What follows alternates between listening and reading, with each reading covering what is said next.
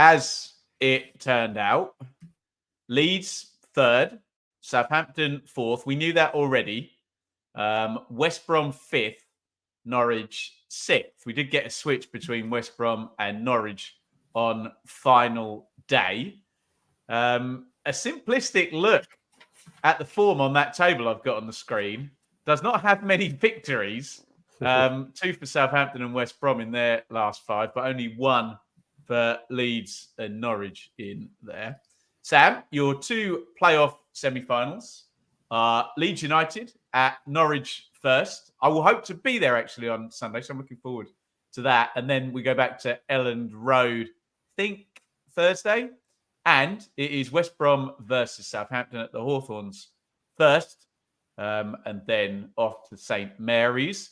And I believe the 2 higher ranking teams have done the double. I think someone will correct me in the chat on that. I believe Leeds beat Norwich twice and Southampton beat West Brom twice. Do you want to start with 3rd v 6th, Sam, and give me your thoughts on a Daniel Farker derby between Norwich and Leeds in the Championship playoff semi? Yeah, you're spot on there, mate, because I just refreshed my memory. Leeds beat Norwich 1-0 on January the 24th, which I have moved the game forward. Do you remember? To avoid fixture congestion, yeah. Mate, I don't remember what I had in a really nice coffee shop in Teddington an hour ago, honestly. So Patrick Bamford scoring on the 24th of January in a 1-0 win over Norwich at Elland Road. No, I don't recall it. I do, however, recall the 3-2 at Norwich in October, because Norwich were 2 goals to the good, if you remember. Yes, and it was a Somerville double, wasn't it? My thoughts on this. I might have called that on the prediction show, Sam. Although, small mercies given what's happened since. Carry on. Yeah, I mean, it's. Can you remember, or we should maybe do this? But 4 teams going into the playoffs who have been a little bit off colour one way or the other. So it's an incredible situation. I'm still really looking forward to the games. There's some heavyweight contests here.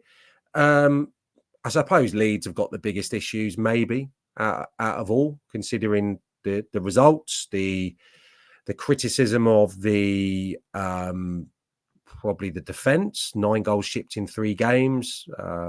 They've been so good defensively since the turn of the year. I think a strong suggestion is that they're too open at the moment, and the midfield's lacking a little bit of steel. So that's something to keep an eye on ahead of these games.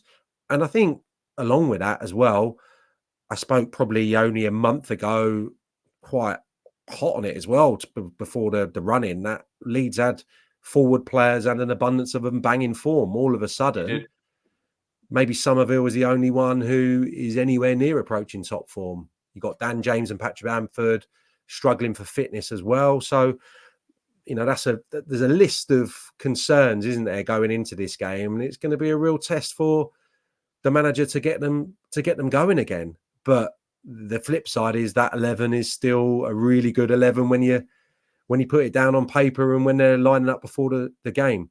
For Norwich, I don't know. They've got a few fitness issues themselves, haven't they? With Ashley Barnes, I think they didn't play well at all at Birmingham.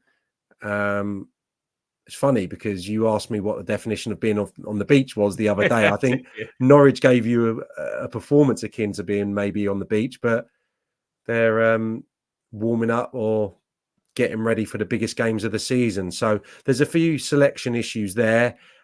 I think that first leg will probably be quite a typical playoff game. I think it will be quite cagey. I think that Wagner is capable of trying to at least, or attempting to, shut down an opponent and probably make it a low margin game. I don't see it being anywhere like what that game was at Carrow Road early part of the season. I think if he can stop Leeds' left-hand side, Firpo and Somerville in particular, at this stage, you go some way to counteracting their biggest threats. And I think Ashley Barnes is big for them, but equally as big at some stage could be Johnny Rowe, who's been back involved in the squad, someone that we spoke of loads early part of the season. Incredibly difficult to predict. I would maybe say that there's only going to be 1 or 2 goals in it, and I may even side with Norwich in the home leg when you consider how good they've been at Carrow Road, in contrast to probably the proposition they are away from home. So I have a comment and I have a question. I totally agree about Norwich at home versus Norwich away, which does make me think if Norwich are going to get to the final, do they possibly need to win the home game? I'm not sure if you're going to Elland Road and it's level, and Leeds have got one game and possibly extra time there. I know it gets a bit nervy at Elland Road at times, and it's its own kind of sort of thing. So I do wonder whether there's a little bit of pressure on Norwich. But Sam, if they're going to do as you described and do the same in both games and keep it low margin, then maybe I'm wrong about that. Would you agree with me? And I think I'm probably going to say this about the other game as well, that if I wanted a manager for a 46-game season, I'd probably want a Daniel Farker in terms of a heavy process-driven and, repetition, blah, blah, blah. Tournament football, probably want a David Wagner who can, set these up. And we all watch tournaments, don't we? Many England fans, I'm sure, here. And think about our lovely players. And it's always, some housery and some team that just knows how to defend and knows how to get the job done. So what would be your reaction to that? I'd agree with you, yeah. And we didn't get Huddersfield's miraculous promotion into the conversation earlier, did we? Under David Wagner, right? Yeah. So he's got the track record of doing it. Farker's obviously had that was wonderfully 0-0, 1-1, penalties, 0-0, penalties, yeah? I think the 1-1 was an own goal. Yeah, Tom Leeds, yeah. So, yeah, Daniel Farker's been promoted wonderfully as well. I loved watching the Norwich team of Buendia and Stiepermann and Leitner. Those 2 promotions, a few years apart. Pookie, obviously he's done the business as well, but in a different mold. So, yeah, I would agree with you. I would 100% agree with you. And I just think for Norwich to prevail, Norwich need to have their best side out there. And that's why I've just tempered that prediction a little. I want to give you a prediction. I will do in a bit. And I want to, have an opinion about it. But I just think Norwich, as they've shown this season, they need to have their full complement out there. I think any kind of weakness in that side, any players absent for the first leg, maybe closens it up. But I just think Norwich could do something in that first game. I fancied Leeds strongly if there was really something on it at home against Southampton on the final day. As it came to it, they kind of needed snookers, especially after, Ipswich went in front early. They knew it was done. But, yeah, I think that'll be phenomenal if they have a deficit to overturn or if it's really in the balance at Elland Road. And I would probably still fancy them to prevail. But I need to see some life from them in that first leg to have any confidence in that prediction. I need to see some life in them from the attacking players.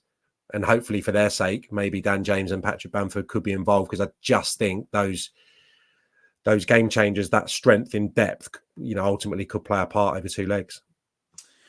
We'll talk about West Brom Southampton, and we'll get some first leg predictions done. We're not talking about Wembley just yet.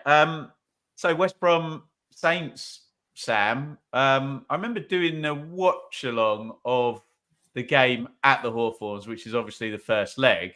And I thought Southampton did a job on West Brom in that one. Scored at the right time, the couple of goals that they grabbed. It was the game where Carlos Corberan got red carded for entering the pitch, which was something I've never seen. I was at both legs, Sam, of Huddersfield v Luton in 21-22, and he shut that semi-final down, Corberan. They scored a set play early against Luton and then allowed them back in. And in the second leg, they kept it tight, and you knew when they nicked the goal that was done. A lot of argument in the final that, maybe a couple of VAR decisions could have gone in Huddersfield's way as well. So Corberan's got form in this. Russ Martin, who I like very much, hasn't, Sam. He's not ticked off any promotion or season or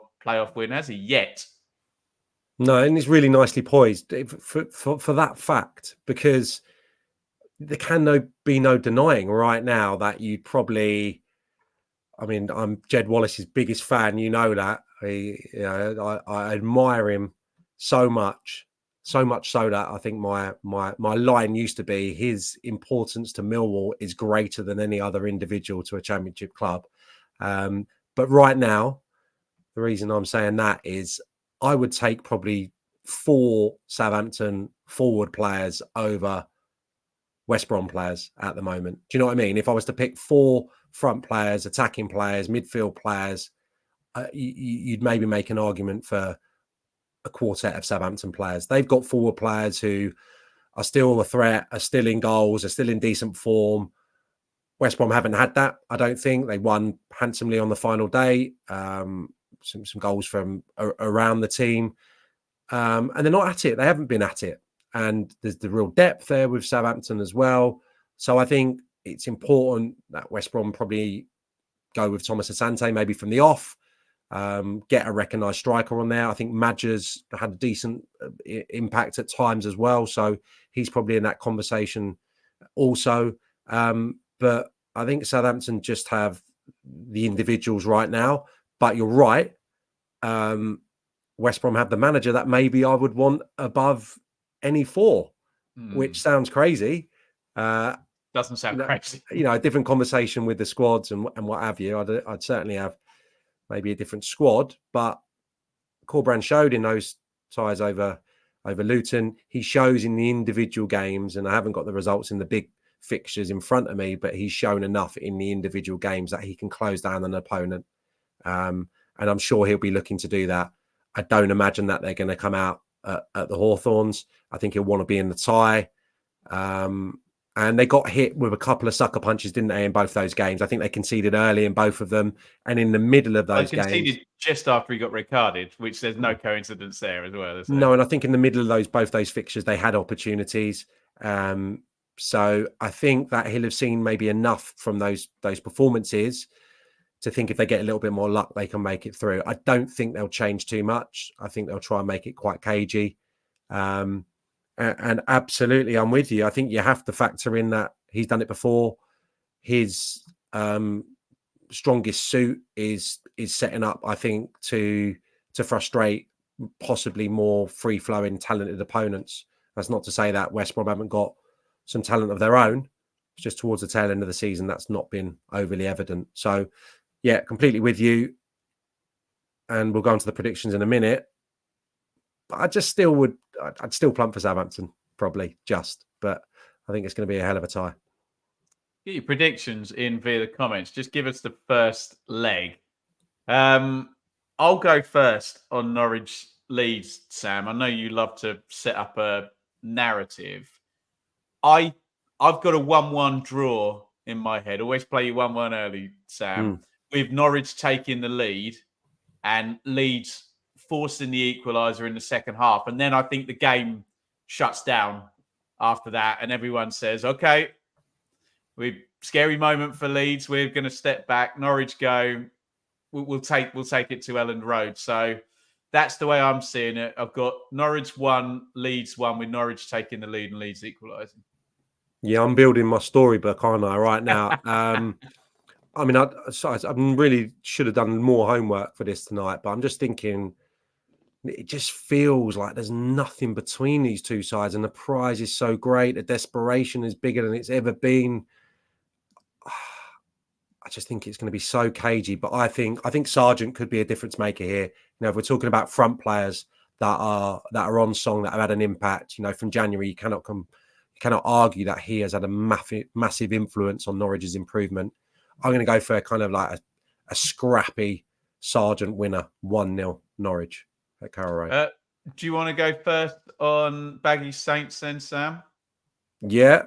Again, I think this is going to be, really tight, really difficult to call. And I think both teams would maybe, I say it just thinking about Carlos Corberán's mannerisms. He stomps down the Hawthorns tunnel after this. With a clean sheet? I'm going to play a good old 1-1. Good old 1-1 to end the season. Yeah. I'm trying to play out your storybook, Sam. Can you see a 0-0? Can you see a 0-0 in that one? I wonder if I just think I just think they've got quality still, haven't they? Southampton, well, still they got an abundance of quality. I think they score, and yeah, I think maybe it's time for a Johnson or Fellows or someone to produce something, because they've not been maybe as flowing freely as they were a few weeks ago. The goals for the flair players in the Baggies lineup. I know they're pretty rare in playoff semis, Sam. So let's call an away win then. I will go. You've gone for a 1-0 in Norwich versus Leeds. Let's go for West Brom to keep it tight, but Southampton to have, as you mentioned, the quality to grab a goal. And we know what having an advantage going into the home game normally means 99 times out of 100 in the playoffs. So I will go West Brom 0, Southampton 1. But mate, these games are so hard to call for a reason when you've got third and sixth, and the fourth and fifth semi-final is so tight. I remember doing it one year, Sam, doing the stats, and it was completely 50-50 for who got to Wembley in fourth versus fifth. There's often a gap for third and sixth, as you'd imagine, but you know, it does feel a tight one, doesn't it, between West Brom and Saints? Yeah, absolutely. I mean, we've got no one here that was in the playoffs last year, have we? I haven't gone. No. So, yeah, because I think there's that statistics, beating playoff teams. Middlesbrough, Coventry, and Luton. Sunderland. Yeah, so there's that, I think there's that chain of thought of teams that get beaten, semi-finals, final, come back, better prepared, better, versed in what's to come. So, yeah, I mean, there's very little. What else have I got here? Ross Stewart, potentially, on the bench the other day. He was on the bench the other day, wasn't he? So, okay. Yeah, that'll be fascinating if he's thrown back in. He had a little look at something different the other day as well. Southampton in that final day victory at Leeds, a back three, which I know he's done at times. He likes to try and get Jack Stevens in there, doesn't he? I think who he rates, and he's obviously got the two centre halves who have been pretty immaculate for him since that run of 4 losses early part of the season. So, yeah, I think Russell Martin. I saw him at QPR as well, watching that Leeds defeat. I think it's probably, although they'll have been bitterly disappointed not to have got closer to the top 2, to have an opportunity to give some guys a rest and have a real 2 or 3 week block to plot and plan every eventuality. It can't be the worst thing in the world going into these playoffs when West Brom was still having to deal with a couple of beads of sweat on their brow going into that last game against Preston. So that's why, like, it could end in glorious failure. I can kind of see that in my mind's eye as well. I just think there's probably less hurt going on at Southampton than probably the other fancies, the strong fancies, which would be Leeds at the moment. Interesting. We'll probably clip that one out, Sam. So if you're watching after the fact, get in the comments with your views and your predictions for playoff leg 1. We'll obviously be back next week to look at playoff leg 2.